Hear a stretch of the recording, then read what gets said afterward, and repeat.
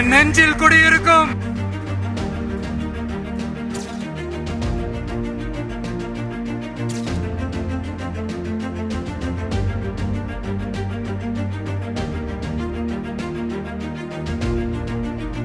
நேத்து ஈரோட்ல நடந்த பொதுக்கூட்டத்துல தாவேக தலைவர் விஜய் பல முக்கியமான விஷயங்களை பேசாம தவிர்த்திருக்காரு. நாடை உற்று நோக்கும் தமிழ்நாட்டினுடைய முக்கிய விவகாரங்களை பத்தி பேசாம இருந்தது பெரிய ஏமாற்றத்தை கொடுத்திருக்குன்னு தான் சொல்லணும். குறிப்பா திருப்பரங்குன்றம் மலையில கார்த்திகை தீபம் ஏற்றுவது தொடர்பான விவகாரம் தமிழக அரசியல் வரலாற்றிலேயே பெரும் சர்ச்சையா இப்போ உருவெடுத்திருக்கு. இந்த விவகாரத்துல தாவேக தலைவர் விஜய் இதுவரைக்கும் எந்த ஒரு கருத்தும் தெரிவிக்காம இருக்காரு. ஆனா நேத்து ஈரோட்ல நடந்த பொதுக்கூட்டத்திலையும் விஜய் திருப்பரங்குன்ற விவகாரம் பத்தி பேசாதது பல விவாதங்களை ஏற்படுத்தியிருக்கு.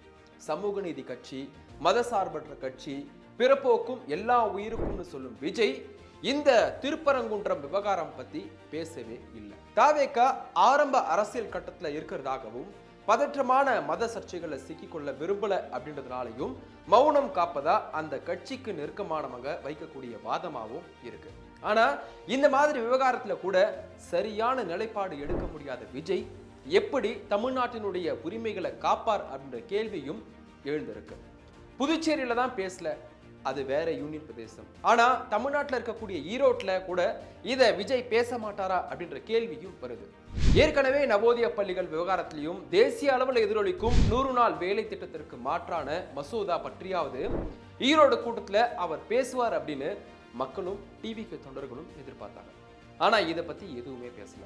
அதுவும் நேத்து ஈரோட்ல நடந்த கூட்டத்துல கூட தீய சக்தி திமுக, தீய சக்தி திமுகன்னு கடுமையா திமுகவை மட்டுமே தாக்கி பேசியிருந்தார். புதுச்சேரியில பேசிய கூட்டத்திலையும் சரி, நேத்து ஈரோட்ல நடந்த கூட்டத்திலையும் சரி, பாஜகவை விமர்சனம் செய்யல விஜய். விஜயோட இந்த செயல்பாடுகளால அவர் பாஜகவிற்கு மறைமுகமா ஆதரவு தருகிறாரோ அல்லது நேரடியாகவே பாஜக ஆதரவு நிலைப்பாடு எடுக்கிறாரோ என்ற கேள்வியும் இப்போ எழத் தொடங்கி இருக்கு. இதை பத்தி நீங்க என்ன நினைக்கிறீங்க அப்படின்னு மறக்காம கமெண்ட்ல சொல்லுங்க.